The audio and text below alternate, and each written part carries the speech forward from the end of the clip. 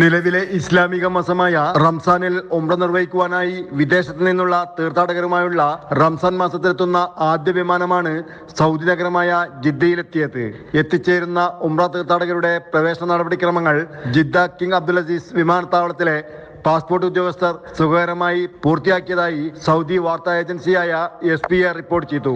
എന്നാൽ റംസാൻ മാസത്തിലെത്തിയ ആദ്യ ഉംറ സംഘവുമായുള്ള വിമാനത്തിലെ യാത്രക്കാരുടെ എണ്ണം വ്യക്തമാക്കിയിട്ടില്ല.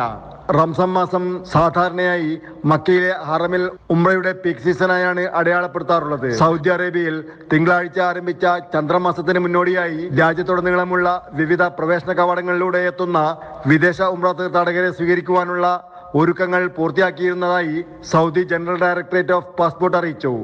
എത്തിച്ചേരുന്നത് മുതൽ പുറപ്പെടുന്നതുവരെ രാജ്യത്തെ നിയന്ത്രണങ്ങൾ പാലിക്കണമെന്ന് അധികൃതർ സന്ദർശകരോട് അഭ്യർത്ഥിച്ചിട്ടുണ്ട്. മക്കയിൽ ഉംറ നിർവഹിച്ച ശേഷം ഇസ്ലാമിന്റെ രണ്ടാമത്തെ വിശുദ്ധ സ്ഥലമായ മദീനയിലെ പ്രവാചകന്റെ പള്ളിയിലും പ്രവാചകൻ അന്ത്യവിശ്രമം കൊള്ളുന്നിടത്തും പ്രാർത്ഥന നടത്താനും നഗരത്തിലെ മറ്റ് ഇസ്ലാമിക കേന്ദ്രങ്ങൾ സന്ദർശിക്കുവാനും തീർത്ഥാടകർ മദീന നഗരിയിലേക്ക് പോകും. Mathrubhumi news, Jeddah.